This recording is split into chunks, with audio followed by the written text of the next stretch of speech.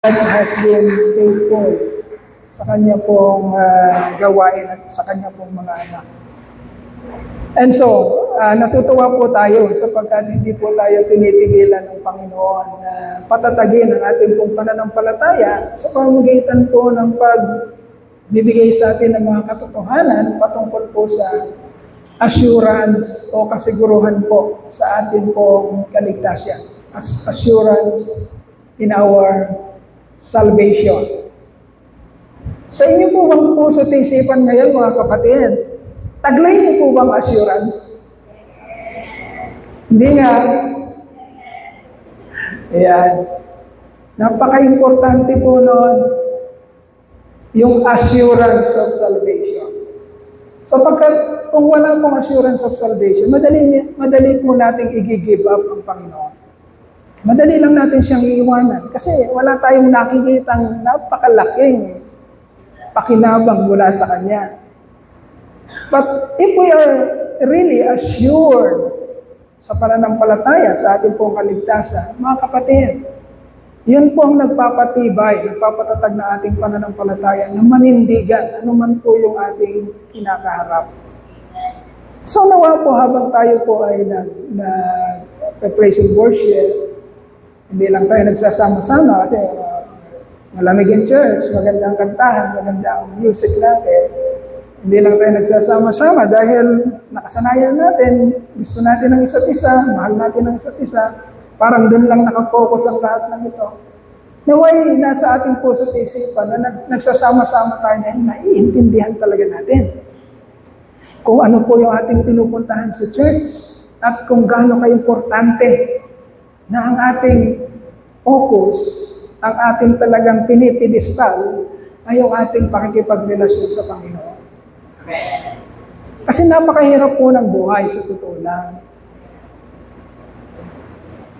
Hindi lang napakahirap dahil wala kang pera, wala kang makain, may sakit ka, lahat. Hindi lang doon, kundi napakahirap ng buhay dahil marami kang kakaharapin.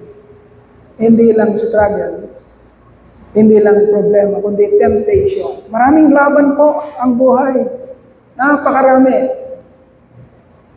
Marami ding pagsubok na ang lahat sa atin ay maaring nai-encounter ito sa araw-araw. Minsan, yung consistent na problema, pagsubok, na parang dagat na nilalangoy natin na malalim na hindi tayo makapagpahinga dahil malayo pa ang shore. Continuous hardship, suffering. Sa mga may sakit, sa mga may problema, finances, relationship. Pero kung alam natin ang katotohanan, kagaya ng inaawit natin kanina mga kapatid, doon bumabalong ang ating katatagan. Kung sino ang Diyos natin. Na number one, sabi doon sa special number is, ano yan?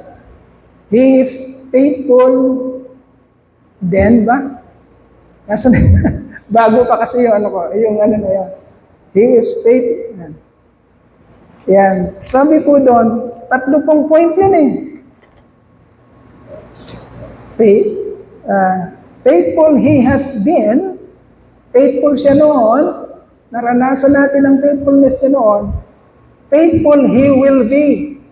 So kung paano naranasan mo ang kanyang faithfulness, tapat siya, pag sinabi niya, ginagawa niya yung sinabi niya, faithful siya, matapat siya, kung nararanasan mo yon, tatagan mo, kapatid. Bakit? Dahil faithful, he will be. Hindi niya babaguhin ang faithfulness niya. Kung tapat siya noon sa kanyang mga pangako at naranasan mo na yon, kapatid, gawin mong baseline yun. Basihan, standpoint na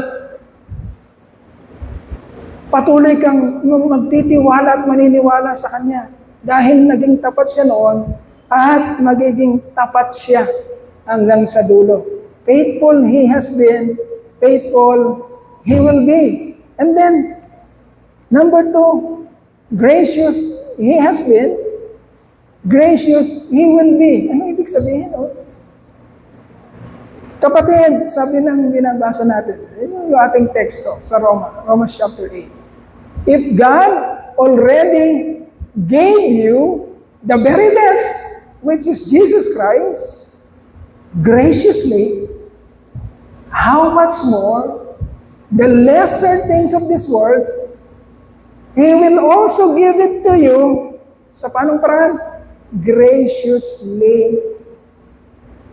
If God has been gracious to you to the fullest, sa pamamagitan ng pagbigay niya sa iyo ng kanyang anak, kahit hindi ka karapat-dapat, kung nagawa na ngayon, gracious He has been, asahan mo, gracious He will be. Hindi ito sa pamamagitan mo. Kaya pwede kang kumapit na niya ng assurance mo. Lord, I failed you so many times. Oh Lord, nagkamali ako, napakatindi. Baka hindi na ako pwede, Lord. No, walang ganong sinabi ang Biblia. Anong sinabi ng Biblia? Come, let us reason together. O, hali kayo, sabi ng Panginoon. Mag-aalaman tayo, magpaliwanagan tayo. Ano ipapaliwanag ng Lord? Anong gusto niya ipaliwanag? Kaya siya nag-invite. Aloha, though your sins are like scarlet, I can make them as white as, saan siya nakasulat? Isaiah. Gracious He has been, gracious He will be. Tinanggap mo by grace, kapatid. Kayang gawin ng Lord yun sa iyo. Basta maniniwala ka. Kasi bibigay mo sa Kanya lahat. And then lastly, ano yun lastly? Worthy He has been, worthy He will be. Kung papaanong karapat-dapat siyang pasalamatan, papurihan, kung sino siya noon, kung anong nakikita mo sa Kanya noon na hindi niya binabago, kapatid, siya pa rin ang Diyos. The ever-faithful God, the ever-gracious God, na ginagawa kung anong Kanyang sinabi, na tinatapos kung anong Kanyang sinimulan, and He is really worthy to be praised, to be worshipped, then, now, and forever more. Nakatuwa po mga kapatid, sapagkat pinapatatag ng Panginoon sa atin ang katotohanan. Patungkol sa kung paano po niya pinagplanuhan at in-execute at minimaintain ang kanya pong pinanakong kaligtasan sa atin. At kapag ito po'y luminaw sa ating pong isipan, naging laman ng ating puso, kapatid, you are on your way being more than conqueror. You cannot conquer without the truth. Okay? Hindi ka kailanman mananalo kung hindi mo naiintindihan ang theology mo. Kailanman. Kaya ka nadadaya kasi hindi mo alam ang truth. Kaya ka napapalaya dahil alam mo ang truth. And you will know the truth. And the truth will set you free. Now, if you do not know the truth, masiset free ka ba? Mapapalaya ka ba? Hindi. That's why we are always encouraged, mga kapatid, to listen very carefully and intently. Okay, sa pagpapatuloy po ng ating pong tema, More Than Conquerors in Christ. We are in chapter 2, the execution of the plan of God.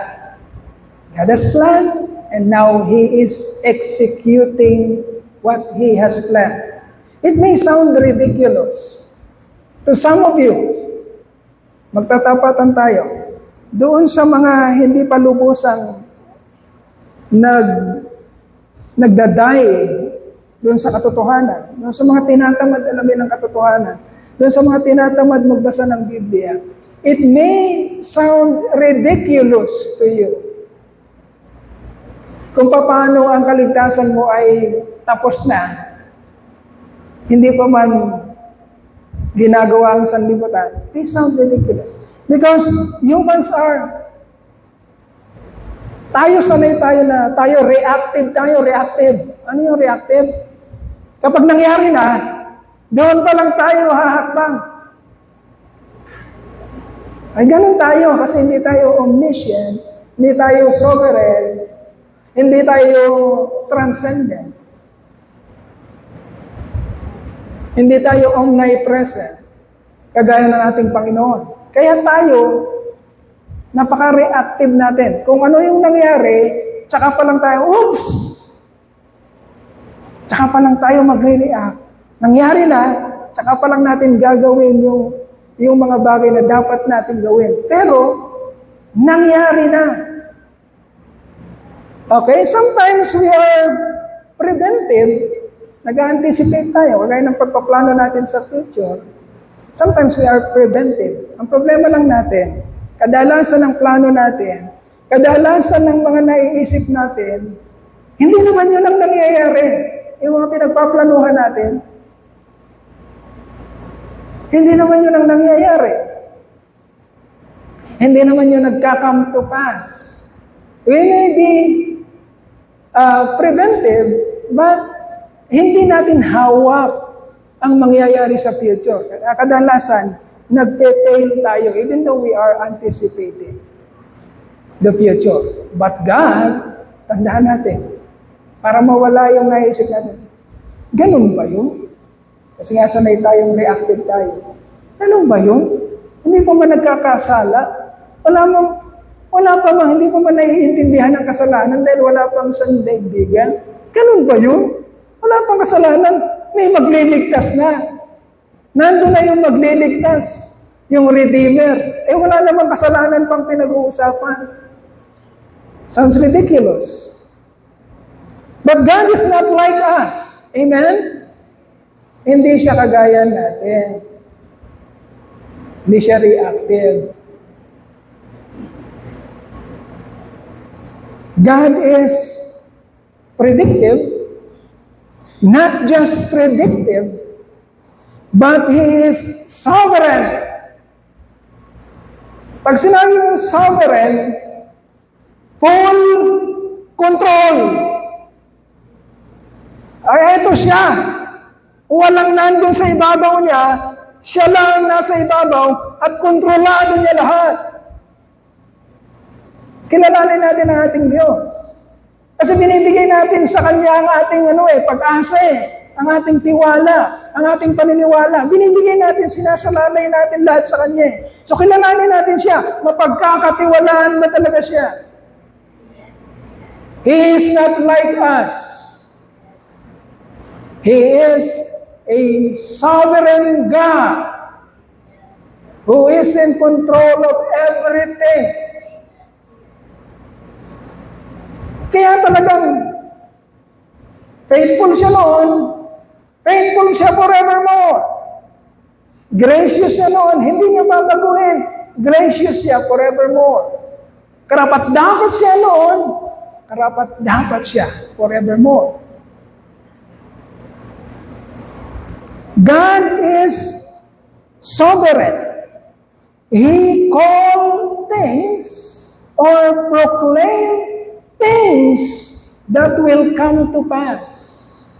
Sasabihin niya, wala siyang ginawa na hindi muna niya sinabi. Sa Genesis, wala siyang ginawa. Let there be light. And there was light. Let there be firmament. Let there be lights in the sky. The sun, the moon, the stars. Sinabi muna niya. Nagkakaintindihan tayo mga kapatid? Walang bagay na biglang darating na hindi sinabi ng Panginoon. And so it is not ridiculous, mga kapatid, na sinabi muna ng Panginoon. etong mga tao ito ay sa akin.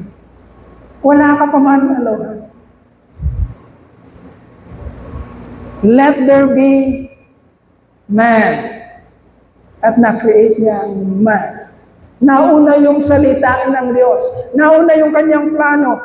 Bago nangyari ang mga bagay, even your salvation. Amen? Even your salvation. He called things or proclaimed things that will come to pass. Isaiah chapter 46 verse 9 to 10 says, remember the former things, those of long ago, I am God, sabi ng ating Diyos, I am God, and there is none like me. Walang kapareho ko, sabi ng Diyos. I am God, nag-iisa ko doon. Walang kapareho ko, sabi ng Diyos. I speak, I make known from the beginning, from ancient time, what is still to come. Yan ang sabi ng Diyos natin. I am God, there is no other. Walang iba. I speak, I make known the things na wala pa naman, sasabihin ko ang mga bagay na wala pa naman, and I, sabi ng Panginoon, I am also the one who will make that thing na narinig sa aking mga bibig na magaganap at mangyayari. Tayo nagpaplano, minsan mangyayari, pero hindi natin makita yung kabuuan kung paano natin dinitalye. But ang ating Panginoon, kung paano niyang sinabi, kung ano yung tinakda niyang panahon, oras, minuto, segundo, kung saan, kung kailan, kung sino yung mga taong nandun, gagawin ng Diyos kung ano ang kanyang sinabi. Bakit kailangan natin maintindihan yan, mga kapatid? Kailangan natin yon sa pagpapatatag ng ating pananampalataya. Kasi kung nilagay mo dito, yung buhay mo, nilagay mo sa mga kamay mo, ay, paglabas mo pa lang ng pintuan ng church, darating na yung kalaban. Nakasulat ba yon? Pag nilagay mo sa kamay mo, yung magiging kahihinat na ng buhay mo, kapatid, paglabas mo pa lang ng church, nandyan ang kalaban. Siya yung ibon na tinutukoy, na nung naghasik ang Panginoon ng seed, ay biglang dinampot yung seed at kinuha na niya. Kung nilalagay mo sa kamay mo, you cannot maintain your salvation. You cannot. We are too weak to maintain our salvation. But God, kung sa Kanya natin isasalalay at kung sa Kanya natin ipagkakatiwala, sinabi niya, I say, sa Isaiah chapter 46 verse 10, I say, sabi ng Lord, sinasabi ko nga, my purpose will stand, and I will do all that I please. Yun ang ating Diyos. You better believe it. Kasi pag in-ignore mo yun, wala ka ng ibang choice. Yung ganong katinding assurance. Kapatid, wala kang pagkukunan ng ibang assurance maliban sa isang sovereign God na nag-o-offer sa'yo ng kaligtasan na yun. Kanino ka lalapit? Pastor Doy? Sino si Pastor Doy? God is not a respecter of man. Pag si Pastor Doy, galing-galingan ngayon, pero bukas, tinalikuran niya ang Panginoon, lahat ng magandang nangyari kay Pastor Doy, baliwala. Yun ang sinabi ni Apostle Paul. Ni Apostle Paul. Pagkatapos kong mangaral, baka ako naman ang mapahamak. Sabi ni Apostle Pablo. Kaya binibigay natin ang ating tiwala sa Panginoon. Naniniwala tayo mga kapatid, na ang ating kaligtasan, kung pinapaunawa sa atin ng Panginoon at naunawaan natin, ay nasa mabuting kamay because our salvation, pinanggalingan ng mga kapatid, ay sa masusi, mainam na pagpaplano ng Panginoon. At ngayon, sa ating mga buhay, sa ating kalagayan, ay unti-unti niyang ine-execute. Okay? The execution of God's plan. Salvation was planned by God even before the creation of the world. Okay? Yun ang katotohanan. At yun ay matagal nating pinag-iralan sa unang chapter na may 3 part. Ano yung una? Elected, foreknown, and predestined. Nandito tayo ngayon sa part 1 ng chapter 2, which is called. Okay? Romans chapter 8, verse 30. A said, and those he predestined, he also called. Nandiyan ba yan? Alayan yan. Alayan dyan. Hindi pa yan yung ating main verse. Binabalikan lang natin yung ating mga reference doon sa ating more than conquerors. Kapatid, saan natin kinuha na tayo ay tinawag ng Diyos doon sa ating reference sa Romans chapter 8. Kinuha natin yung mga kapatid. Listen very carefully. Focus. Sa Romans chapter 8, verse 30a, sabi doon, and those God predestined, He also called. Sino man na hinirang ng Diyos, kinilala niya, at itinalaga niya, hindi pa man nagsisimula sa daigdigan, sino man yun, darating ang panahon, pag nabuhay na siya sa Mother Earth, ang gagawin ng Panginoon, ang gagawin ng Diyos, tatawagin niya sila. Okay? Hindi ikaw ang naghanap sa Diyos. Sinabi ninyo ng Panginoong Kristo, hindi kayo ang pumili sa akin, ako ang pumili sa inyo. Yan ang sabi ng Panginoong Kristo. So, gagamitin natin ang aklat ng 2 Timothy chapter 1 verses 8 to 12, mabasahin natin, at titingnan natin kung paano tinatawag ng Diyos ang isang tao, ang isang hinirang ng Diyos. Okay, sapagkat sasagutin natin yung katanungan, tinawag ka ba? Para saan? Tinawag ka para saan? At para anong gawin? Okay? Call to what? Called to what? And what are we called to do? Okay? Ano ang gagawin natin? Bakit tayo tinawag ng Panginoon? So, 2 Timothy chapter 1, verse 8 to 12. We will read 2 Timothy chapter 1, verses 8 to 12. It says, do not be ashamed. So, do not be ashamed of the testimony about our Lord, all of me, His prisoner. Rather, join with me in suffering for the gospel by the power of God. He has saved us, and yun yung term, called us, He has saved us, and called us to a holy life.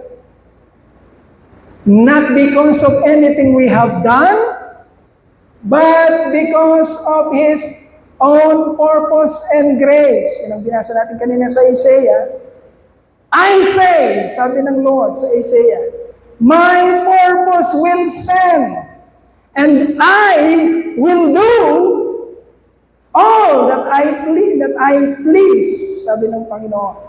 My purpose will stand. Yun yung pagkatawag mo. Not because of anything we have done, but because of His own purpose and grace. This grace was given us in Christ Jesus before the beginning of time. And then, but it has now been revealed through the appearing of our Savior Jesus, Christ Jesus, who has destroyed death and has brought life and immortality to light through the gospel. And of this gospel, I was appointed a herald. Yung pagkatawag ni Apostol Pablo, titignan natin kung nakakamukha nung sa atin. And of this gospel, I was appointed as a herald and an apostle and a teacher. That is why I am suffering as I am. Yet this is no cause for shame, because I know whom I have believed, and I am convinced that He is able to guard. Okay? Yung pinag-uusapan nating assurance kanina, our God, our Lord Jesus Christ, He is able to guard what I have entrusted to Him until that day, until eternity, till that day. So after reading the text in 2 Timothy chapter 1, verses 8 to 12, we can now define what being called by God really mean through the calling. O gagamitin natin kung paano tinawag si Apostle Paul. Through the calling of the Apostle Paul. Huwag kayong mag-alala. Huwag niyo sabihin sa isip niyo na, ganun ba? Kailangan ba kapareho ni kay Apostol Pablo? Ganun. Kakatayin din ako. Ikukulong din ako. Papaluin din. Ganun ba? Listen very carefully, mga kapatid. Listen very carefully para maunawaan natin. So after reading that text, we can now define what being called by God really means. Sa pamamagitan ng kung paano tinawag si Apostol Pablo. So as per Paul's testimony about his life's calling, how did God call His elect? Paano ba tinatawag ng Diyos ang kanyang mga hinirang? Answer to that verses. Una, mga kapatid, kailangan nating maintindihan for our appreciation, mga kapatid, that God calls His elect, number one, by naming Him. Andiyan ba yan, Midel? Ayan. God calls His elect by, number one, naming Him as His own people before creation. Huwag niyong tawag dito. Huwag po nating inineglect ang mga katotohanan, mga kapatid. Kailangan, kung tayo po kasi nagbabasa ng isang libro. Minsan, kapag libro lang, hindi pa natin alam ang storya, minsan hindi mapukaw ang ating interest para basahin natin siya. Kasi wala tayong naiintindihan. Kasi naiisip natin, kailangan nating basahin yung kabuang libro bago pa lang natin maunawaan kung ano yung istorya na nakapaloob doon. At dahil ang isang libro, mga kapatid, ay merong author, may libro bang putok sa buho? Yan libro, biglang lumapag yan, wala mang author. Wala mang nagsulat, wala mang nag-isip ng libro na yan. Biglang sumulpa. May ganun bang libro? Wala po. Lahat ng libro, meron pong author niyan. Meron pong gumawa niyan.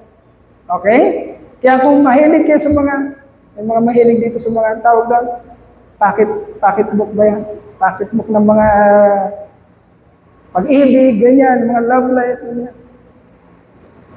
Ang unang titignan niyo doon is yung, meron dong, ano yan? Yung nasa una, table of contents. kung saan makikita mo yung outline, ano ba yung mga ini-expect mo doon sa libro na yon. Kasi una, kailangan mo maintindihan ano ba ang nasa isip ng author. Okay? Ano ba yung kanyang punteriya? Ano ba yung gusto niyang ipaliwanag? Ano ba yung gusto niyang ikwento? Ano ba yung gusto niyang ipaunawa sa iyo para mahumaling ka doon sa binabasa mo? Palaging may ganun. Palaging merong punteriya ang author na kailangang maunawaan mo for you to appreciate the book. Okay? Tayo, mga kapatid, kaya hindi natin ma-appreciate, iniisip natin, 66 books of the Bible. 66 books, 39 sa Old Testament, 27 sa New Testament. Kailangan kong basahin para maunawaan ko ang Diyos. Totoo naman, mga kapatid. Pero, mapalad tayo dahil nabuhay na tayo, mga kapatid, ng 2,000 taon pagkatapos ng kamatayan ng Panginoon Jesucristo. Ang ibig sabihin, mga kapatid, mula noon, nagsimula na ang banal na Espiritu na magtrabaho sa mga tao. Listen very carefully. Para ma-appreciate natin paano talaga tinatrabaho ng Diyos ang ating mga puso at isipan. Nagsimula ng banal na Espiritu para mag-inspire, even in the Old Testament. But we are now talking to the New Testament.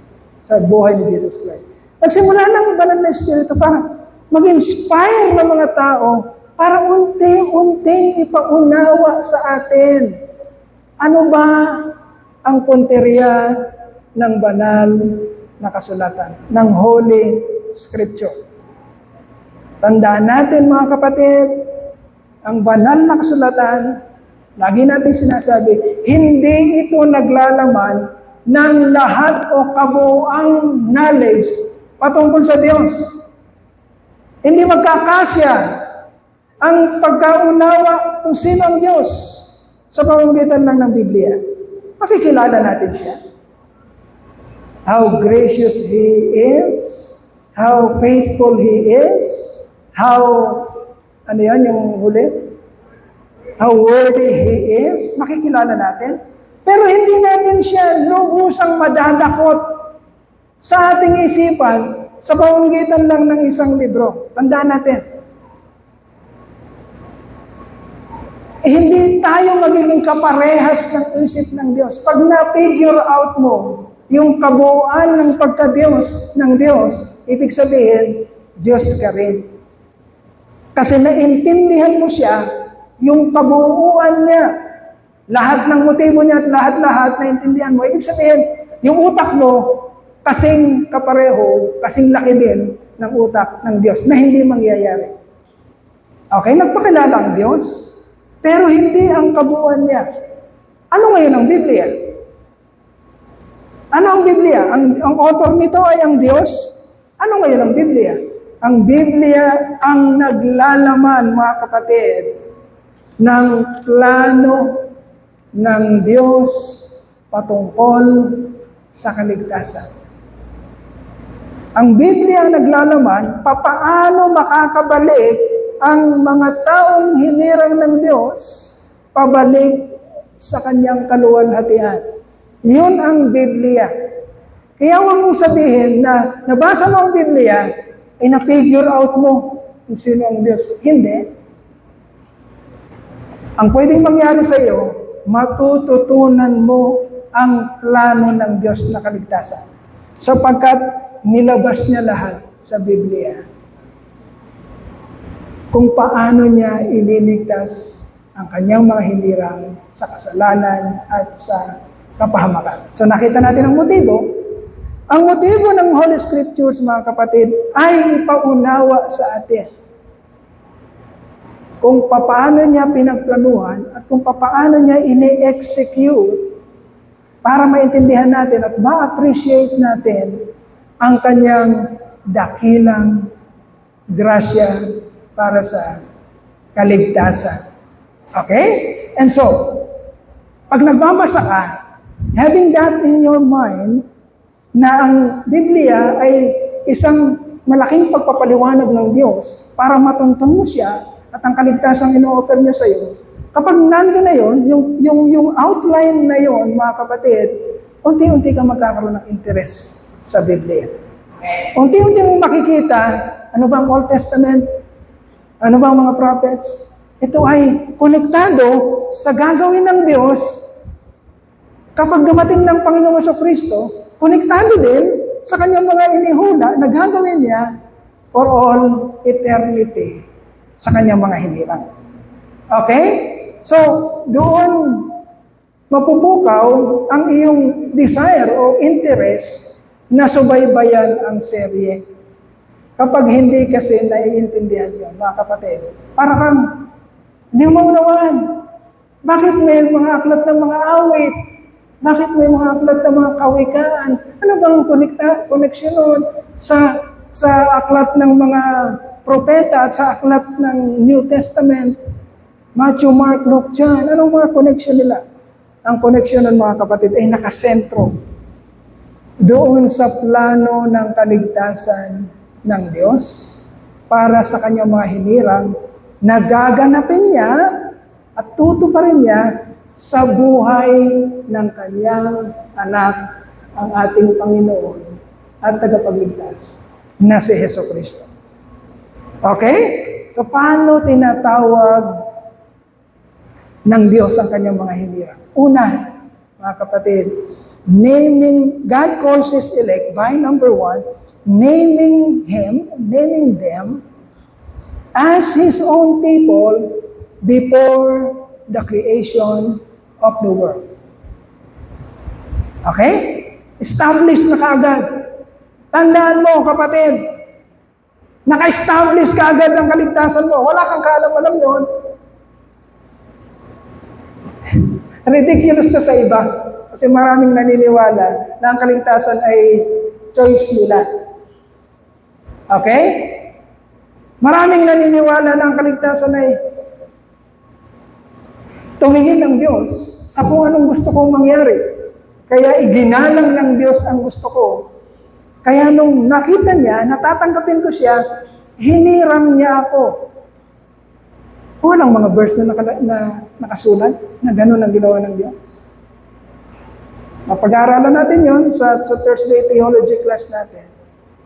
Pag-aaralan natin lahat ng mga verses na nagsasabi, mga kapatid, na ang pagkahirang mo, pagkatawag mo, kaligtasan mo, ay walang kinalaman sa kung ano yung naisip mo, sa kung ano yung ginawa mo, sa kung anong pinagplanuhan mo. Walang tinignan sa'yo. Okay? Una yon. God calls His elect by naming them as His own people before the creation. Okay? Better believe that. Number 2, God calls His elect by regenerating His dead spirit within in due time. Okay? Ibig sabihin yan, born again experience. Okay? Yung mga verses dito, mga kapatid, hindi natin lalagay ngayon. Napakahaba, napakarami. Gagawin natin yan sa ating Thursday prayer meeting. So yung mga hindi umaattend ng prayer meeting, tapatan tayo, mga kapatid. Marami kayong mamimiss. Napakarami. Dahil hindi nyo pinapakinggan yung panawagan ng Diyos na huwag mong kaligtaan ang mga pagtitipon. Nakakalungkot yan kasi may mga darating dito from a very far place, kagaya ng Orani, Hermosa, dumarating dito, prayer meeting. Tayo na nandyan lang sa likod si Pastor Doy ko, kuya ko, nanonood lang pala ng nanonood lang pala ng ang probinsya. Wala na ang probinsyano eh. Ano yung isa? Batang Quiapo. Tinatapat ko kayo mga kapatid. Mahal tayo ng ating Panginoon. Di ba ning masaktan kayo dito? Di ba ning magkawasak-wasak ang mga puso nyo dito? Dahil diretsahan. Huwag lang mapunta kayo isang araw. Lord, iligtas mo ako sa amoy na impyerno. Wala na, tapos na. Tapos na. Wala na, tapos na. Di baling wasak ka dito. Umaten ka. Di baling wasak ang puso mo dahil pinagsabihan ka ni pastor. Di baling sabihin mo kay pastor, yabang pastor na to. Kala mo sino. Di baling sabihan niya ako na okay lang. Di baling magalit kayo sa akin. Basta, nangulit ang Lord sa pamamagitan ng pulpito. Tandaan natin yan. Nangulit. Pinakailaman kayo, kinulit kayo. Para pagdating niyo doon, kung ayaw niyo makinig, pagdating niyo doon, hindi niyo masabi, hindi mo sinabi ni pastor eh. Wala kaming alam, Lord. Nakipag-compromise lang si pastor. Sabi ng pastor, okay lang. Basta hindi kami natin, okay lang yan, ligtas ka pa rin. Yan. So, nangulit ang Panginoon sa atin. Pinaliwanag niya sa atin. So, number 2, regenerating His dead spirit within in due time. That is born again experience. Hindi ka pwedeng tawagin ng Panginoon. Okay? Sabi nga sa Korinto, the natural man receiveth not the things of God. Ang taong hindi pinananahanan ng banal na Espiritu ay hindi matatanggap ang anong mga bagay na galing sa langit. Bakit? Walang reception. Parang isang TV na hindi naman Wi-Fi ready. Okay, may mga TV hindi walang di ba? Hindi makapag-access ng Wi-Fi. Mga TV hindi pwedeng mapasukan ng internet. Bakit? Hindi sila Wi-Fi ready. Pero may mga TV na Wi-Fi ready na kasi nilagyan siya ng, hindi ko alam kung anong tawag doon, ng mga device para maka-receive. Maka-connect na sa internet. Okay? Parang ganun. Kung natural man ka, wala kang Holy Spirit, hindi ka pa naboborn again in Spirit, kahit na, aloha, sumunod ka, aloha, ganito dapat mo gawin. Kahit na pagsisigawan ko yan. Aloha, mahal ka ng Diyos, aloha. Kahit na pagsisigawan ko yan, patay siya. Di ba? Patay ang Spirit. Kahit na pagsisigawan ko yan, bingihin ko man yan sa kanyang tenga, pagsisigawan ko, wala yang maririnig. Bakit? Patay eh. Yun ang sinasabi ng banal na kasulatan. We are dead because of transgression. So, there is a necessity. It is necessary, mga kapatid, na bago ka tawagin ng Panginoon, He will regenerate your dead spirit. Ibig sabihin, gigisingin niya to. Ipapanganak niya to. Bubuhayin niya to. Yun ang pinag-aaralan nating born again experience. Dahil sabi ng Panginoon, nung nakikipag-usap siya sa isang teacher ng Israel, sino siya? Yung teacher niya?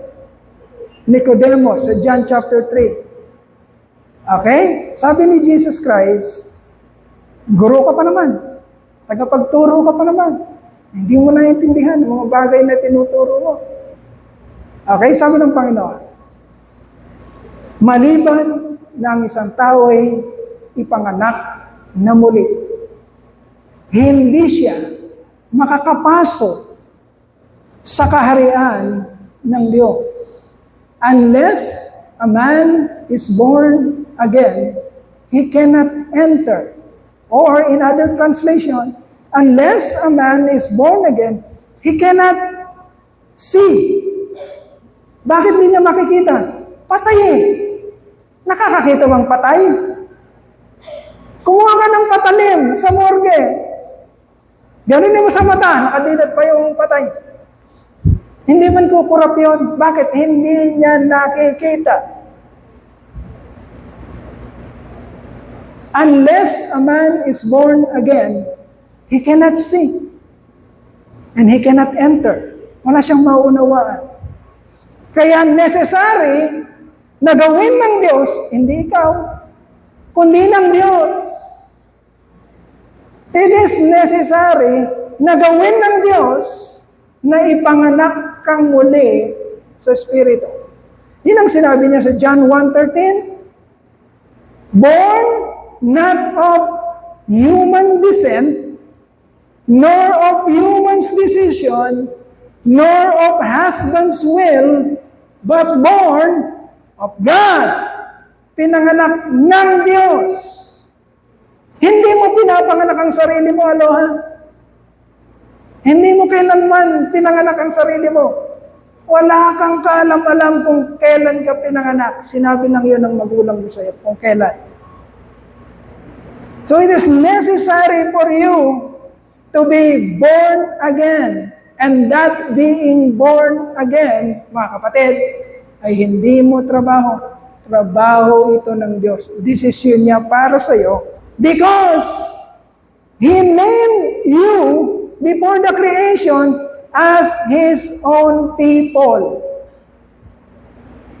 He is faithful then. Tapos siya nagsabi, sa akin tong mga to.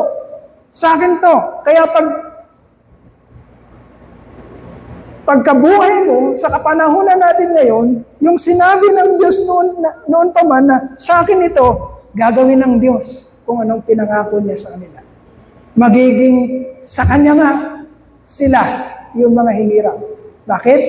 Bubuhayin niya ang mga espiritu sa kanila para magkaroon sila ng reception. Inilipat ng Panginoon ang mga tao na ito mula sa pagiging natural man to a new creation. Nakasulat ba yun? Bago ka nang nilalang. Nilagay sa iyo yung kakayanang makareceive, makakita, makaunawa. Kasi kung hindi gagawin yun, mangyayari sa iyo yung sinasabi ng Panginoon, tumingin ka man ng tumingin, hindi ka makakakita. Makinig ka man ng makinig, wala kang mauunawaan. So you must be born again. And this born again experience is not your decision. Tandaan natin yan. Huwag nating sasabihin pag nagpupunta tayo sa mga outreaches natin, tanggapin mo ng Panginoon para ma-born again ka. No. Saan nakasulat yun?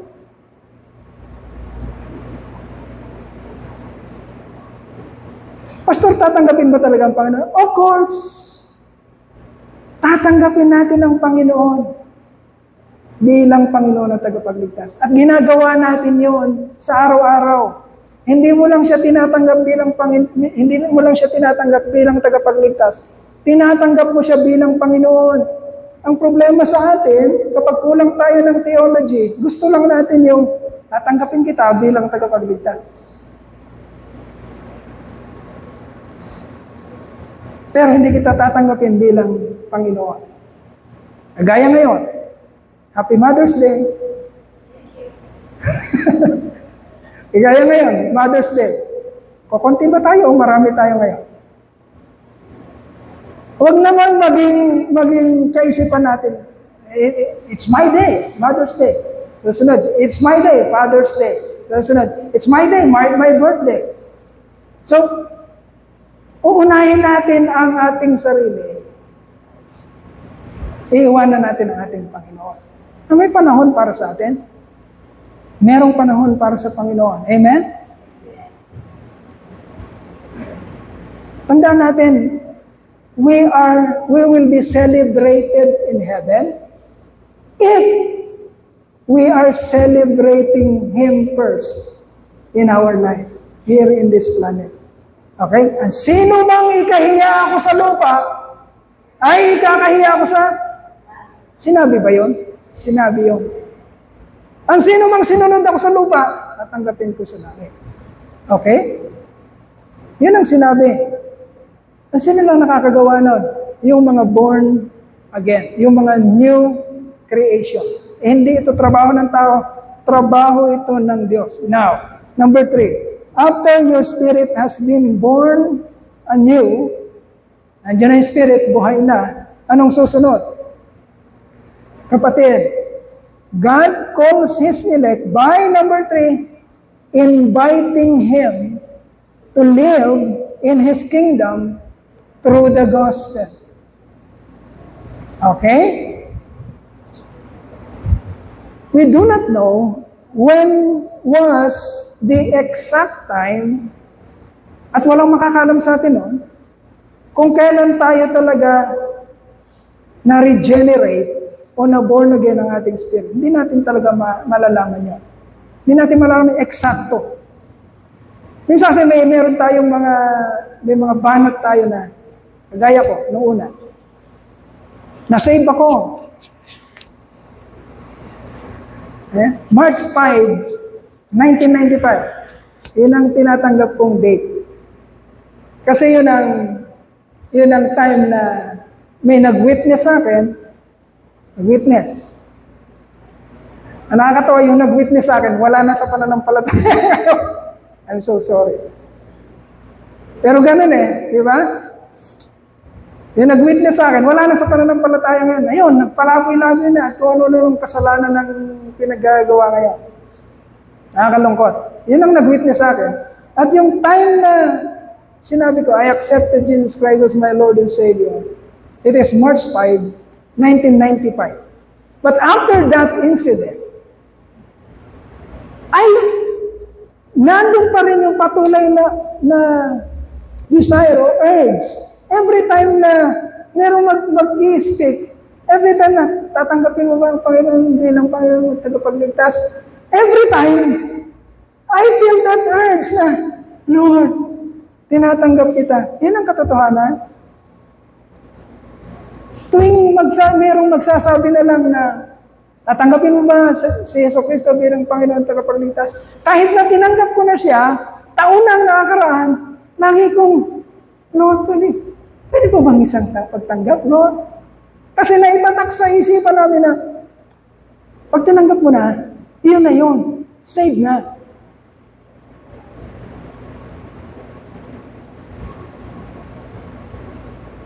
Pero hindi ko maikakaila sa aking puso at isipan na wala pa akong kaalam-alam.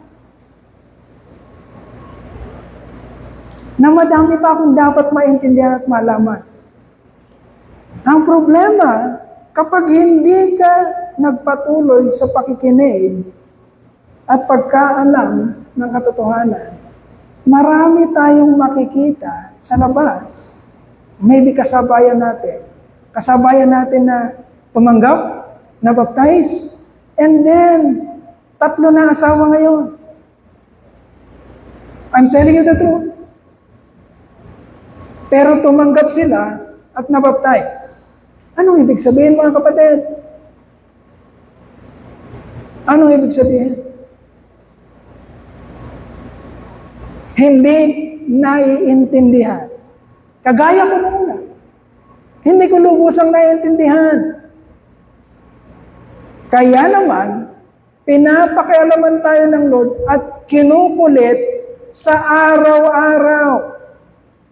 Okay? Kung ano ang iyong tinanggap. Maraming tao ang nagsasabi, ay bakit? Tinanggap kong Lord. Ligtas ako. Pero nasa kabaret.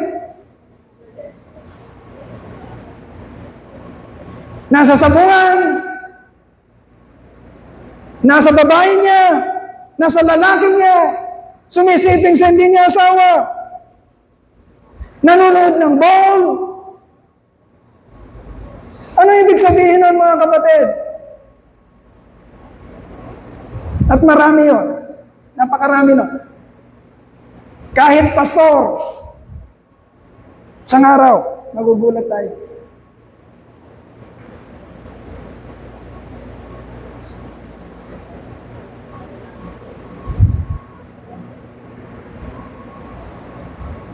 You must be born again, and after you have been born again, mga kapatid, doon mo palang mauunawaan. Doon mo palang mauunawaan.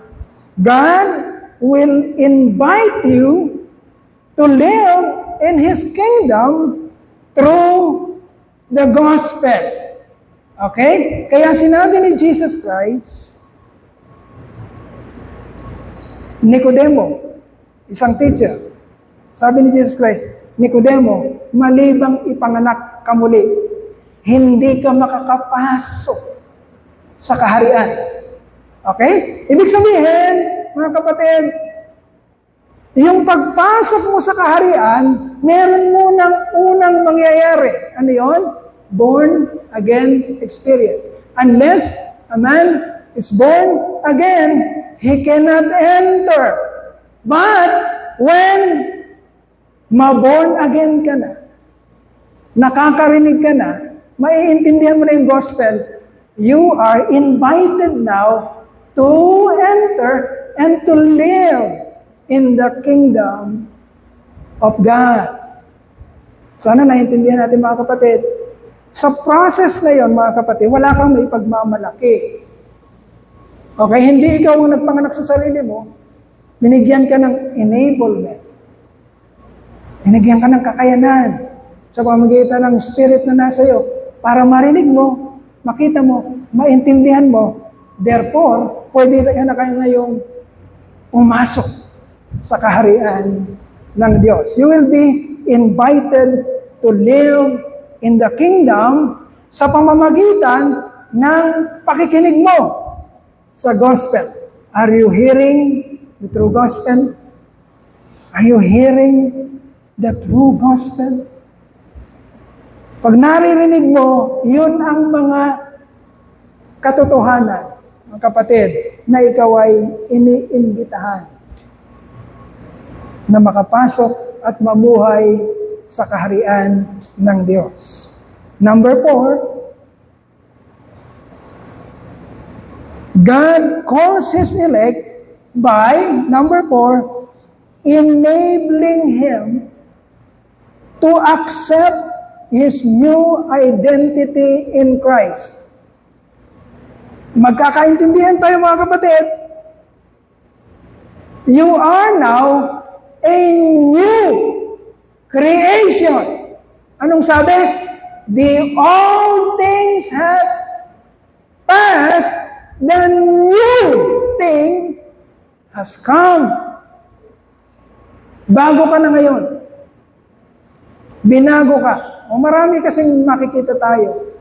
Ligtas naman ako ah. Bakit? Tinanggap ko ang Panginoon. O bakit? Meron kang kalaguyo, nakita kita. Ay bakit? Sabi ng Panginoon, past sins, present sins, future sins, okay na. Forgiven. Wala na. Kaya naman, ligtas pa rin ako. Sinong nagsabi sa iyo na ganun ang ibig sabihin mo? Totoo ang sinabi ng Lord sa kanyang mga hinirang. Ang past sins, ang present sins, and future sins, mga kapatid, ay forgiven sa mga hinirang. Hindi dun sa mga nagsabi ng lip service sa Diyos. Tandaan natin yan. Baka maging passes natin yan. Tandaan mo, ang grasyang tinanggap mo, kapatid. Ang grasyang tinanggap mo ay hindi passive o hindi isang papel na nung nabubuhay ka dito, tinanggap mo ang Panginoon. At sabi ng Lord, okay, tinanggap mo na ako. O ito ang papel ha.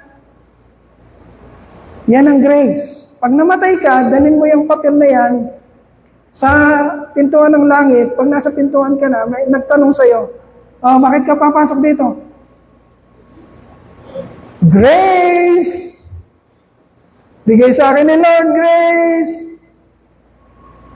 Grace is not a passive thing. Hindi siya passes.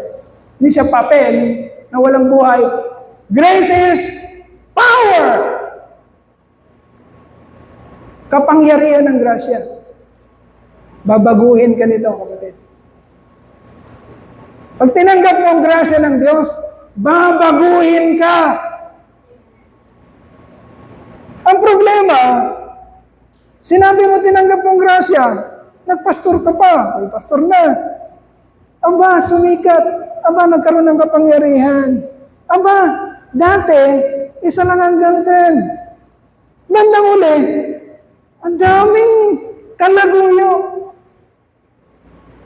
Mas naging matindi pa siya sa nakaraan. Nasaan yung sinasabi na kung tunay kang sa Diyos, you are a new creation. The old thing has passed, the new thing has come. Dapat nangyayari sa iyo yun. Bakit ang gusto mo lang, ligtas ka at gagawin mo kung anong gusto mong gawin? Walang nakasulat na gano'n. Magkakaintindihan tayo mga kapatid. Wala. Ang nakasulat, babaguhin ka ng Diyos. He will enable you to accept your new identity. Lalo na kabataan, young people. Huwag niyong hangarin na sikat kayo sa Diyos, sikat kayo sa langit, and at the same time, gusto niyo, sikat din kayo sa mundo. Hindi mangyayari. I'm telling you the truth. Hindi mangyayari yun. Kaya huwag kang maghangad ng marami. Tingnan mo kung ano yung calling mo. Huwag kang maghangad. Pastor ka ng PLCC. Gusto mo, ikaw pa rin yung tinatawag ni Mayor na gusto mo, ikaw pa rin yung ganyan. Gusto mo, ikarga sa'yo lahat ng mga titulo. I'm sorry. Hindi ganun ang pagtawag ng Diyos. Si Jesus Christ, ang pagkatawag niya, sinabi pa nga niya nung may mga Romanong lumalapit sa kanya, anong sabi ni Jesus Christ? Ang gawaing tinanggap ko sa Panginoon ay para sa mga lost sheep ng Israel. Ibig sabihin yung buhay niya. Doon siya iikot, lost sheep of Israel. That is my calling. Si Jesus Christ na yun, hindi siya lumagpas doon sa calling niya. Ito ka ngayon. Gusto mo sa'yo lahat? Gusto mo kilala ka ng lahat? Kapatid, huwag mong tingnan ng sarili mo na gusto mo sikat ka sa langit, sikat ka sa Christian world, gusto mo sikat ka rin sa sekular. No? Hindi tinatanggap ng sanlibutan ang mga citizens ng langit. Tanda mo yan. Pwede silang makipaglaro sa'yo. Pwede silang makipag-chika-chika sa'yo. Pero never ka nilang tatanggapin. Yung prinsipyo mo at yung lahat ng patungkol sa Diyos. Bakit? Bakit, Pastor, hindi tatanggapin? The natural man receiveth not the things of God. Ang taglay mo ay things of God. Hindi tatanggapin ng natural man yan unless na sila rin ay isang araw i-regenerate ng Panginoon at ma-born again. Maraming kwentong ganyan.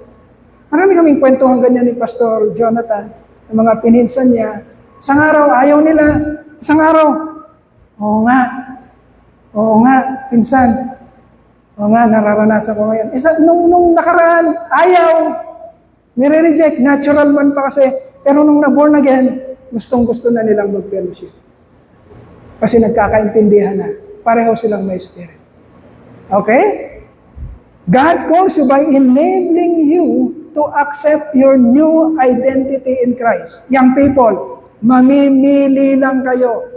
Gusto nyo bang kay Kristo kayo o sa sanlibutan kayo? Mamimili lang kayo doon.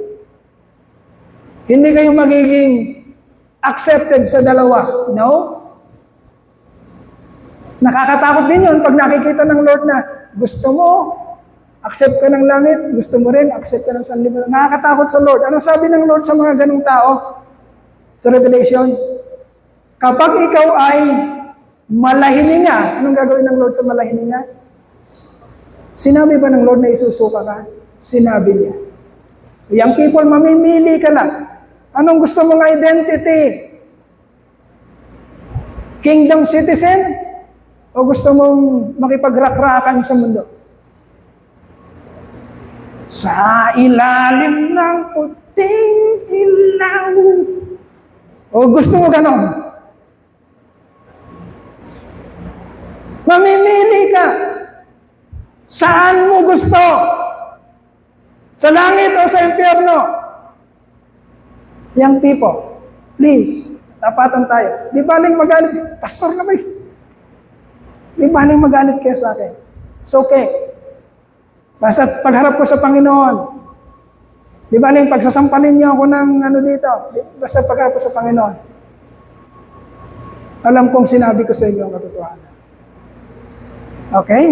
Mamimili tayo dito sa lupa.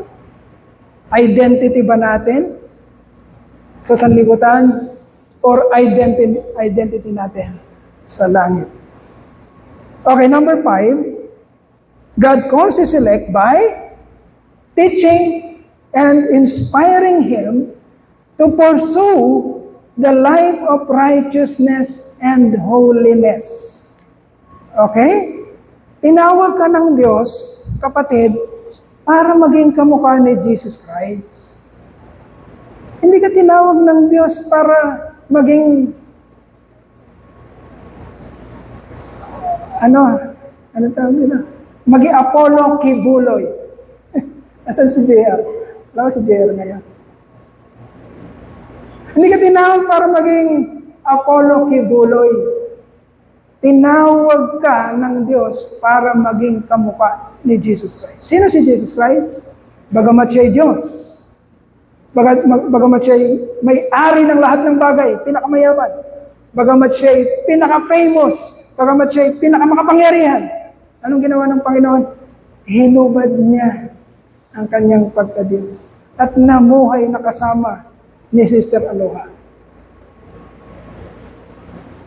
Namuhay na kasama ni Pedro na isang mangingisda. Namuhay na kasama ni Levi, ni Matthew, na isang tax collector. Namuhay na kasama ni Judas Thaddeus, na isang silot o isang rebelde. O isang taong pula sa tawag natin. Nakasuot lang ng hindi magarang damit. Namuhay sa kasimplihan. Kapatid, tinawag ka, hindi para mamuhay ng kagaya ng mga napapanood natin. Hayaan mo silang sumikat. Hayaan mo silang magkaroon ng kapangyarihan. Hayaan mong mamayagpag sila. Hayaan mong gayahin nila si Lucifer. Hayaan mo sila na gayahin si Lucifer. Ang pagkatawag mo, kapatid, ay upang gayahin ang Panginoong Jesucristo. Okay? You are predestined to conform to the image of God's Son, our Lord and Savior, Jesus Christ. Okay? At pag ang buhay mo, kapatid, ay unti-unti nang nagbabago. Ibig sabihin, testimony. Napaka-importante ng testimony. Kanya mo si Pastor Toy. Yabang. Ganda ng mga sinasabi, Pastor Toy. Kapatid, pagpapalain ka ng Diyos, sumunod ka lang sa Kanya. Hindi, gano'n ang mga sinasabi ni Pastor Toy. Pero ang testimony ni Pastor Toy, meron pala siyang mga kalokohan sa buhay. Pagkayari pa lang sabihin ni Pastor Toy sa church na, pagpapalain ka ng Diyos kapag sumunod ka sa Kanya. Ang kasunod pa lang sasabihin ni Pastor Toy, sa nakatago niya, dahil meron siyang nagustuhan doon. Nagustuhan ng babae sa church. Te-text pala ni Pastor Toy yung babae na yon. Makipagkita ka sa akin. Magkapi-kapi tayo minsan na hindi alam ng kanyang asawa. Yun ang testimony ni Pastor Doy. Kapatid, nakakalulus. Meron bang ganon? Oo. Humahabol pa nga ng senador Tapatan tayo, mga kapatid.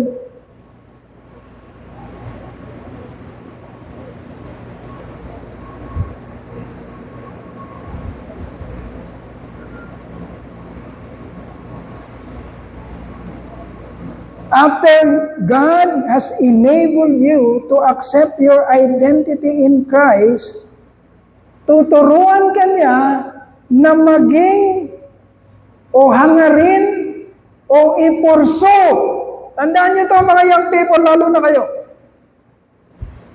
Ang pursuit niyo sa buhay, ang hahangarin niyo, ang pupuntahan niyo, mga kapatid, lalo na kayo mga bata pa, napakalaki ng pag-asa niyo.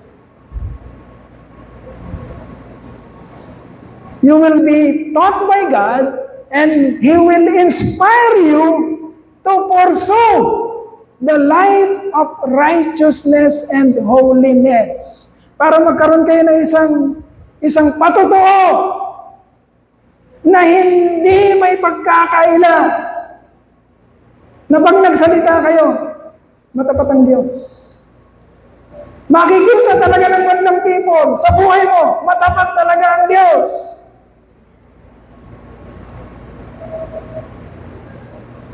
Banal ang Diyos.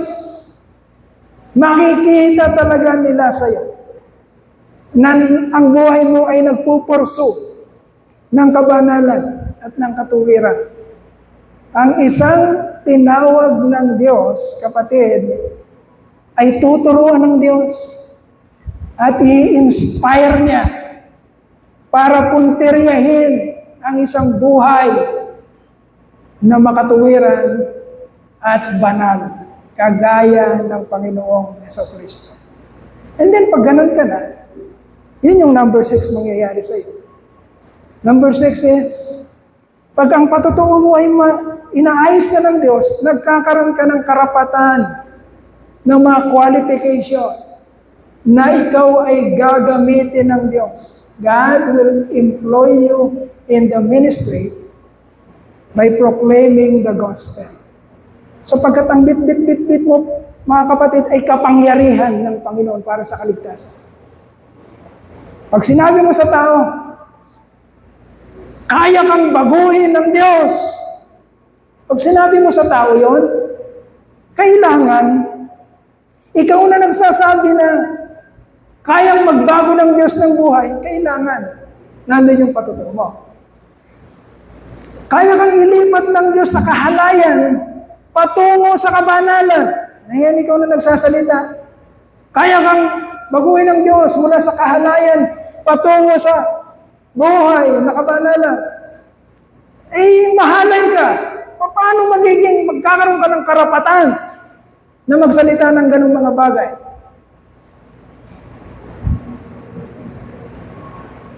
So, nahuhuli yun. You will be employed by God in the ministry at magagamit na bilang bearer, tagapagdala ng ilaw. Tagapagdala ka ng ilaw. Kailangan maputi ang suot mo pag dala mo yung ilaw. Nagbabago ng buhay ang Diyos. Lilinisin ka niya, dala-dala mo yung ilaw. Lilinisin ka ng Diyos. Pero imbis na maputi ang suot mo, puro putik. Eh sabi mo, lilinisin ka ng Diyos, eh puro putik yung suot mo. Huwag tayo maglulukuhan. Huwag tayo maglulukuhan. You will be employed by God kapag okay ang iyong testimony to the ministry at magiging makapangyarihan ang ministry pagkakatiwala sa iyo ng Diyos dahil ito yung makatotohanan. Tandaan mo, truth and life. Truth and life ka, kapatid. Yung sinasabi ng bibig mo, kailangan nakikita at nagiging makatotohanan sa buhay mo. Hindi puro dakdak, puro salita, wala namang buhay na pinapakita na kamukha ng Panginoong Jesucristo. And lastly,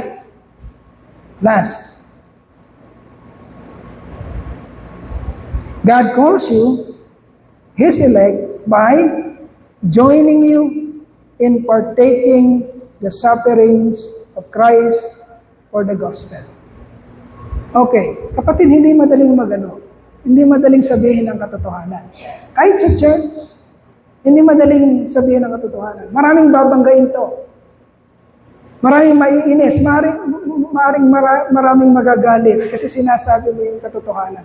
Ganun ang nangyari kay Jesus Christ. Sinasabi niya ang katotohanan. Anong resulta? Pinatay siya. Sinasabi ng mga apostoles ang katotohanan. Anong resulta?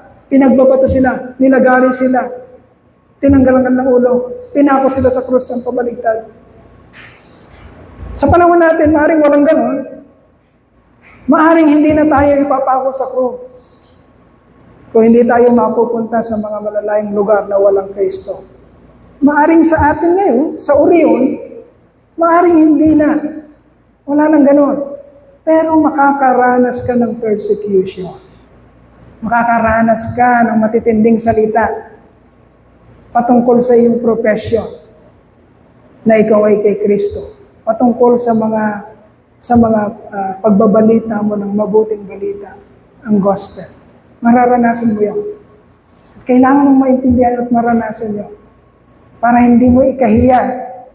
Hindi ka mawalan ng lakas.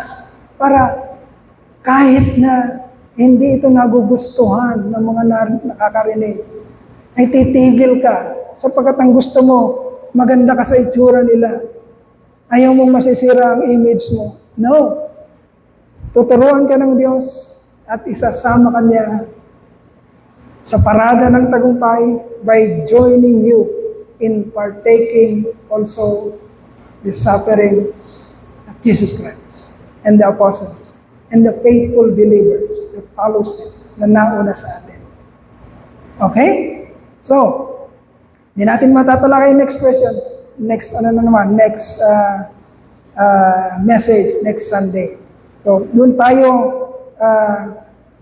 magtatapos. So, this process, mga kapatid, clearly teach us that God calls His elected people to live a holy life as the life of Apostle Paul that we have read in 2 Timothy chapter 1, verses 8 to 12. Marami pa niyan mga kapatid. For now, pasalamatan po natin at itaas ang ating Panginoon. Tayo po ay manalangin.